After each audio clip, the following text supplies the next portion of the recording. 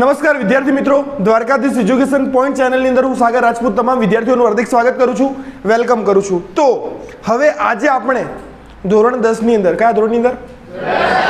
ધોરણ 10 ની અંદર તમને ખબર છે કે ધોરણ 10 અને 12 સાયન્સને બોર્ડની એક્ઝામ આવી રહી છે અને ધોરણ 10 ના આપણા જ સ્કૂલના અને કેટલાક 12 ના વિદ્યાર્થીઓ જે ક્લાસીસના છે એ લોકોની એક માંગ હતી, પૂછો શેના વિશે?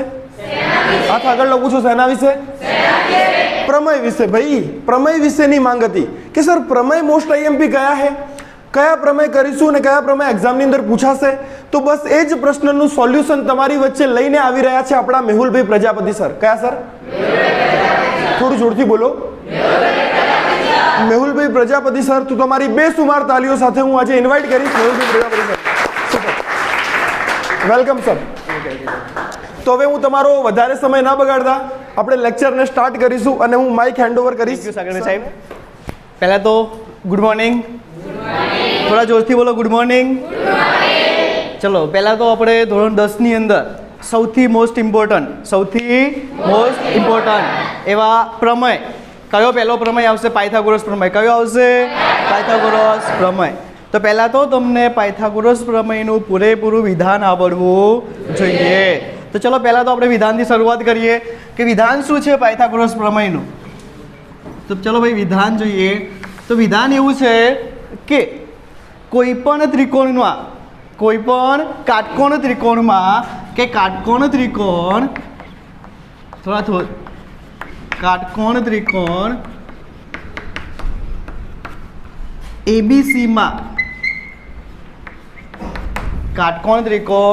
એબીસીમાં કર્ણનો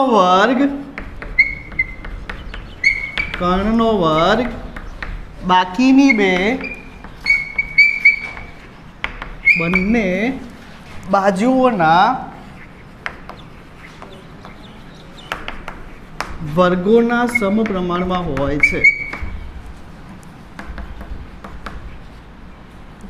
વર્ગોના સરવાળાના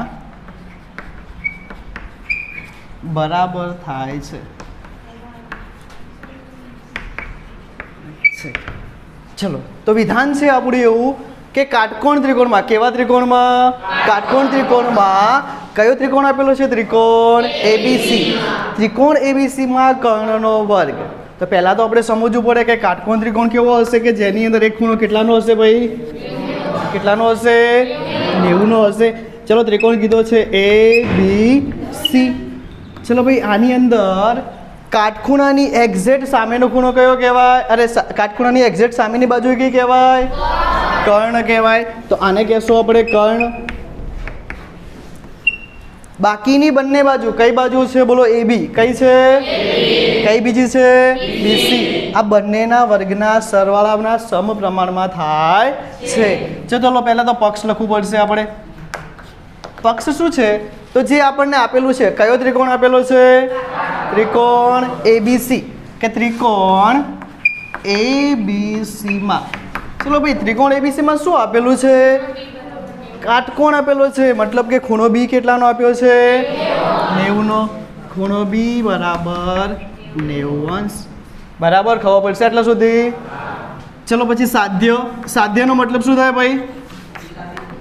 જે આપણે સાબિત કરવું છે તે સાબિત શું કરવાનું છે? કર્ણનો વર્ગ। કર્ણ કયો થાય? એસી। એસીનો વર્ગ। એસીનો વર્ગ કેવો હશે ભાઈ? તો કે એબીના વર્ગ, તમે બી બોલો, એબીનો વર્ગ પ્લસ બીસીનો વર્ગ તો કે એબીનો વર્ગ પ્લસ બીસીના વર્ગના સરવાળા બરાબર થાય છે। પડશે ખબર આટલા સુધી? ચલો ભાઈ, તો હવે સાબિતી લખીએ। હંમેશા એક વસ્તુ યાદ રાખવાની, સાબિતી લખતી વખતે પહેલા પક્ષ ઉપર ધ્યાન આપવાનું। પક્ષ શું આપેલું છે કે ત્રિકોણ એબીસીમાં। ચલો ભાઈ, ત્રિકોણ એબીસીમાં શું આપેલું છે?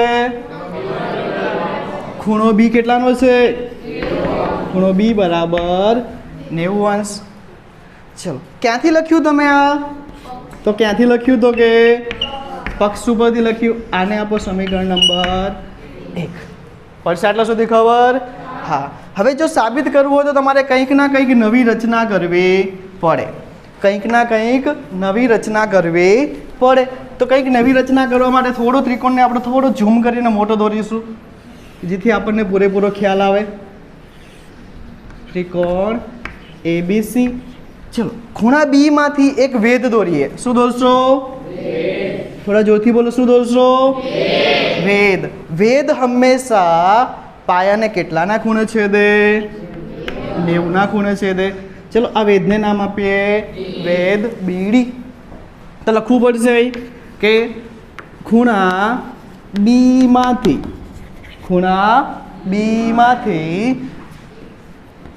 AC રેખાખંડ પર કયો વેધ દોરવાનો છે? BD વેધ દોરો. કયો વેધ દોર્યો છે તમે? BD વેધ. ચલો ભાઈ, વેધ દોરવાથી કેટલા ત્રિકોણ રચાયા ટોટલ? જો, એક ત્રિકોણ ADB, બીજો ત્રિકોણ BDC, અને ત્રિકોણ આપણી પાસે મેઇન ત્રિકોણ હતો ABC ત્રિકોણ. તો ટોટલ કેટલા ત્રિકોણ રચાયા? હાથ આગળ કરીને બોલો, કેટલા ત્રિકોણ રચાયા હશે? 3.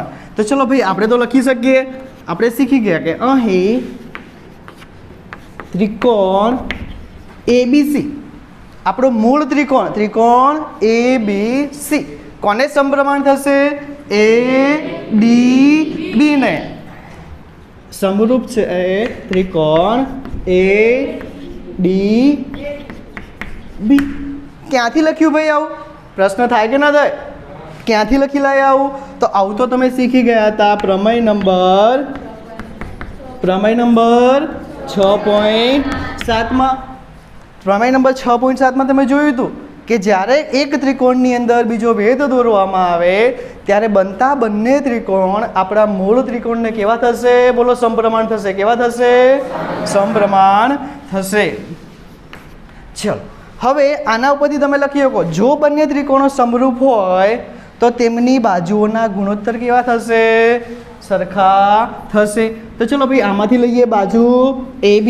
કઈ બાજુ લેશો? AB. સામે નામથી કઈ બાજુ લેશો? AD. બરાબર. કોના બરાબરમાં થાય છે? તો આની અંદરથી એક બાજુ લઈએ AC.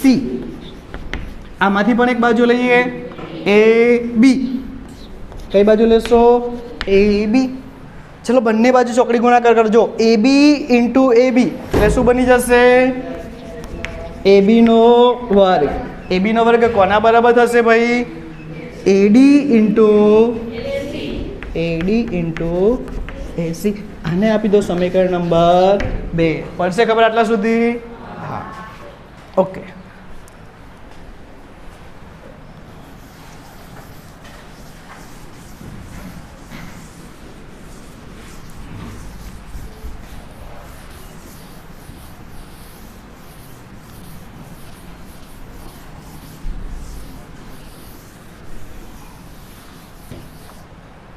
ચલો, ફરીથી હવે બીજો ત્રિકોણ લઈએ.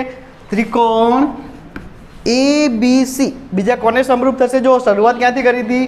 ADB થી. હવે શરૂઆત ક્યાંથી કરશો? BDC થી. તો ત્રિકોણ ABC સમરૂપ છે. કોને સમરૂપ છે? ત્રિકોણ BDC ને. ક્યાંથી લખી લાયા વિધાન? પ્રમેય નંબર 6.7 પરથી. બરાબર છે. તો ચલો, હવે ફરીથી પેલી એની એ પ્રોસેસ ફરીથી કરો તમે કે પહેલામાં આગળની રેખા લીધી હતી, હવે આમાં પાછળની લઈએ. BC ભાગ્યા DC કોના જેટલા થશે? AC ભાગ્યા BC જેટલા. AC ભાગ્યા BC જેટલા. ચલો ભાઈ, ફરીથી ચોકડી ગુણાકાર કરતા આવડે?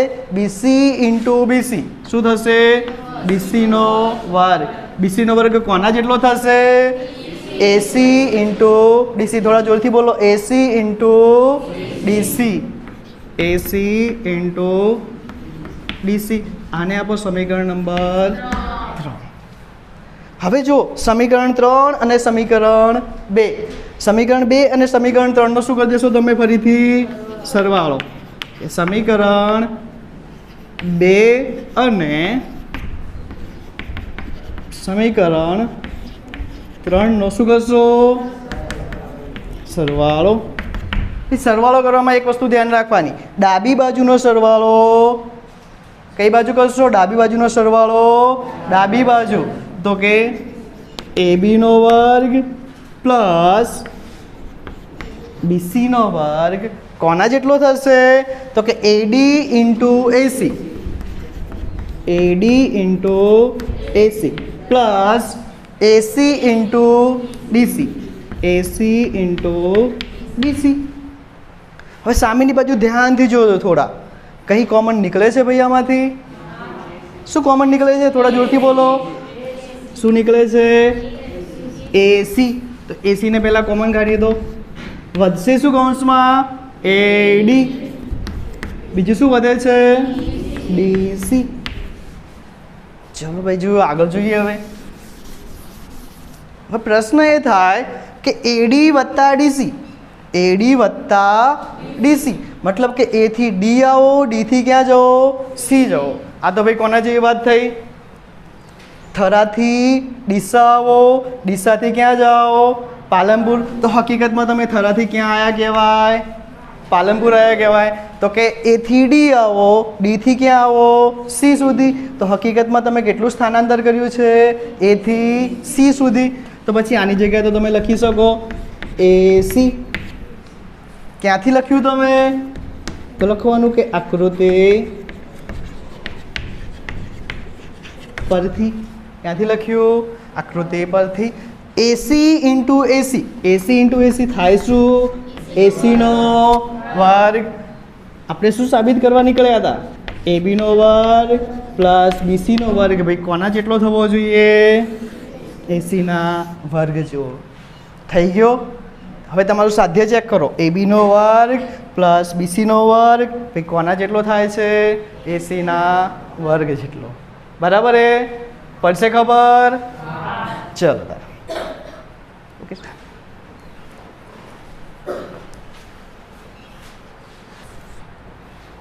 ચલો તો પહેલો પ્રમેય તો આપણે જોઈ ગયા. કયો હતો બોલો? પાયથાગોરસ પ્રમેય. કયો હતો?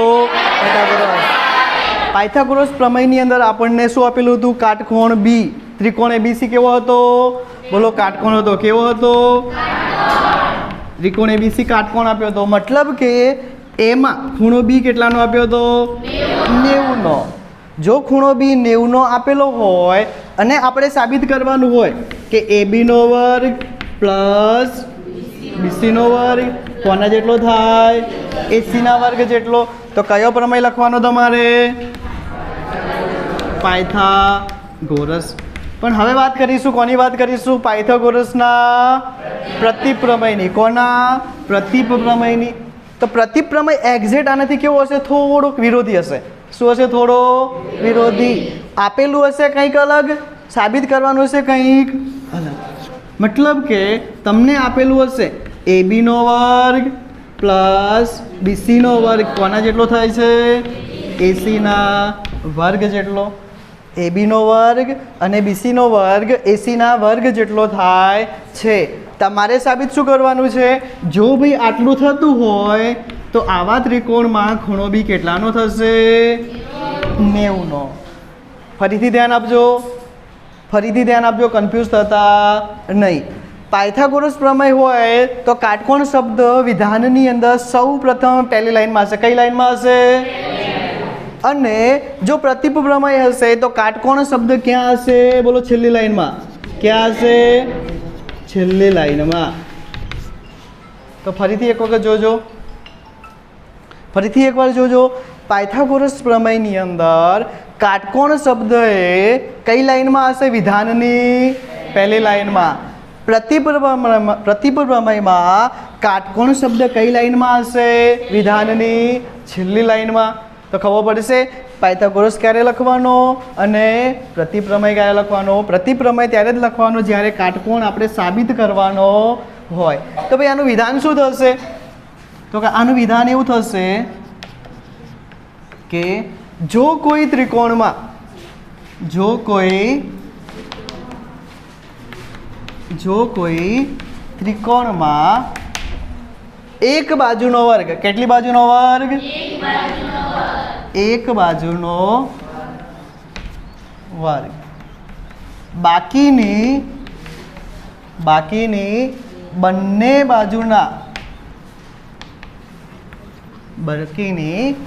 બાજુના વર્ગોના સરવાળા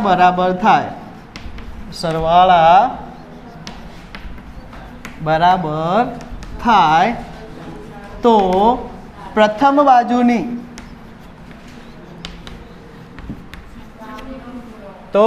બાજુની સામેનો ખૂણો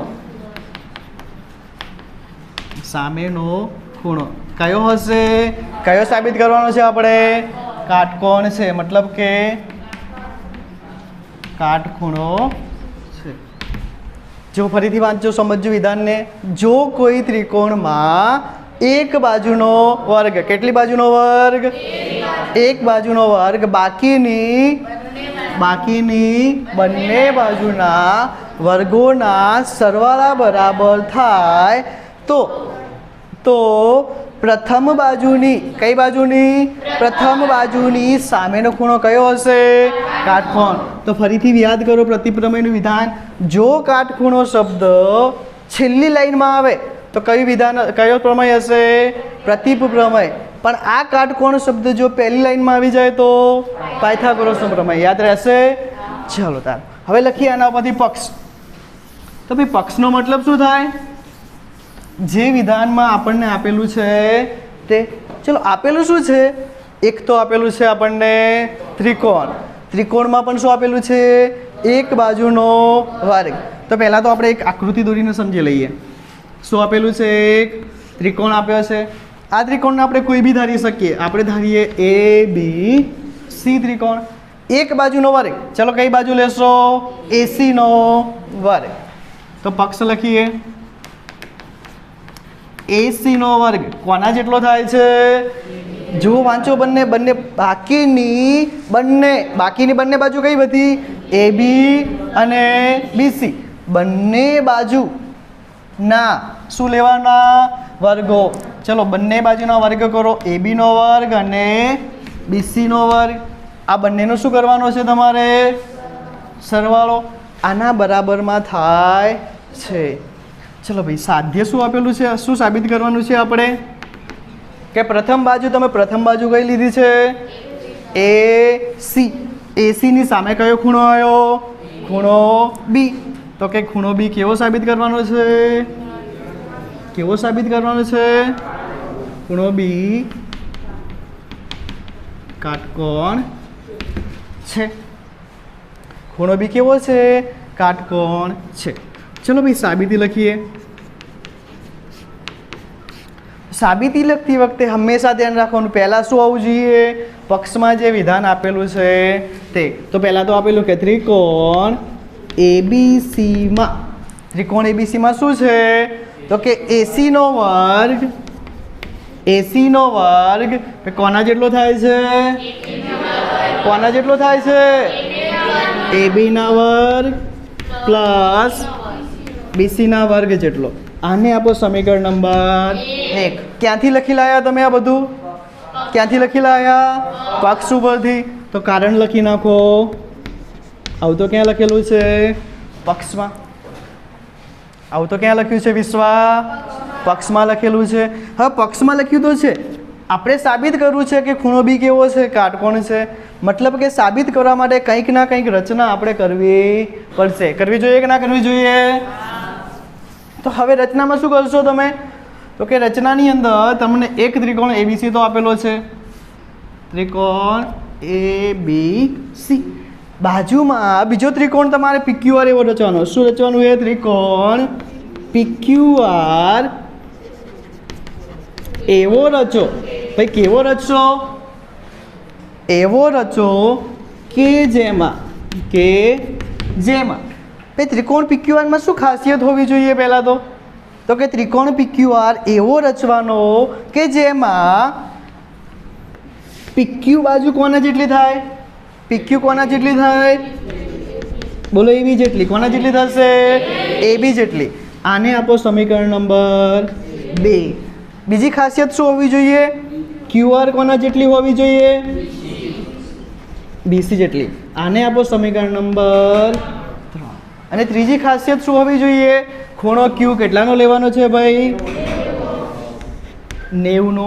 ખૂણો Q કેટલાનો લેશો? 90નો. આને આપો સમીકરણ નંબર 4.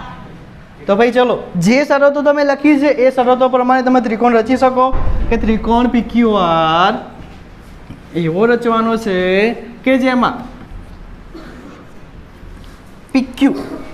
PQ અને AB ના માપ કેવા હોવા જોઈએ? સરખા. QR અને BC ના માપ કેવા હોવા જોઈએ? સરખા. અને ખૂણો Q કેટલાનો હોવો જોઈએ ભાઈ? 90નો. હવે તમે શીખી ગયા. શું શીખ્યા? કે જો કોઈ ત્રિકોણની અંદર એક ખૂણો કેટલાનો હોય ભાઈ? કેટલાનો હોય? 90નો. તો ભાઈ જે ત્રિકોણમાં એક ખૂણો 90નો હોય એની અંદર કયો પ્રમેય લાગુ પાડી શકાય? પાયથાગોરસ. તો તમે આ જ ત્રિકોણ PQR ની અંદર પાયથાગોરસ પ્રમેય લાગુ પાડી શકો કે ના શકો? હા. ચલો તો હવે ત્રિકોણ PQR ની અંદર પાયથાગોરસ પ્રમેય લાગુ પાડીએ.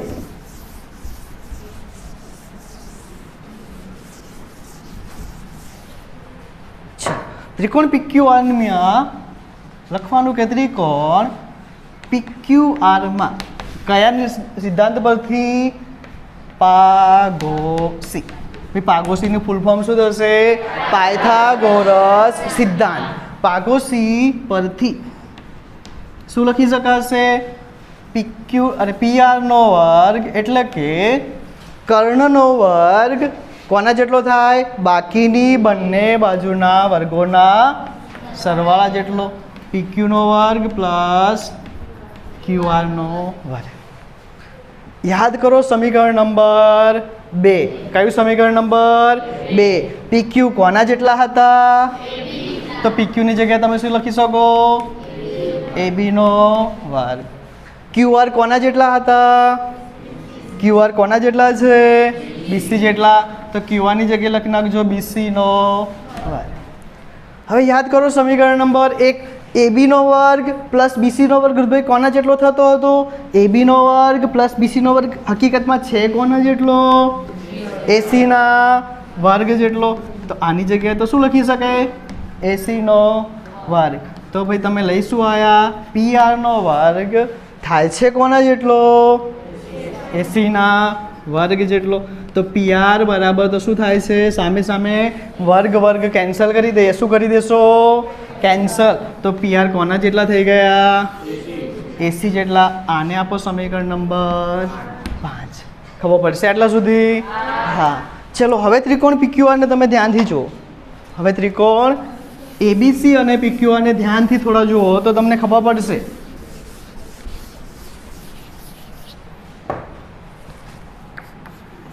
ત્રિકોણ ABC અને ત્રિકોણ PQR માં. ચલો ત્રિકોણ ABC અને PQR માં ખાસિયતો શું થઈ ગઈ? હવે AB કોના જેટલી હતી? PQ જેટલી. AB બાજુ કોના જેટલી છે? PQ જેટલી. ક્યાંથી લખી લાયા હતા? સમીકરણ નંબર 2. BC કોના જેટલી છે? BC કોના જેટલી છે? QR જેટલી. ક્યાંથી લખી લાયા? સમીકરણ નંબર 3. હવે ત્રીજું તમે શું સાબિત કરી લાયા? PR કોના જેટલી થાય છે? PR કોના જેટલી થાય છે? AC જેટલી. આ ક્યાંથી લખ્યું તમે? સમીકરણ નંબર 5. પડશે ખબર આટલા સુધી? ચલો આ શું છે? એક પ્રકારની બાજુ. આ પણ શું છે? શું છે? આ શું છે? તો કઈ શરત આવશે? બા બા બા. કઈ શરત આવશે? બા બા બા. શરત મુજબ. ચલો બા બા શરત મુજબ તમે શું લખી શકો? ત્રિકોણ ABC અને ત્રિકોણ PQR કેવા થશે? ત્રિકોણ ABC અને ત્રિકોણ PQR કેવા થશે? એકબીજાને એકરૂપ થશે. કેવા થશે? એકરૂપ. હવે તમે શીખી ગયા ધોરણ 9 ની અંદર. કયા ધોરણમાં?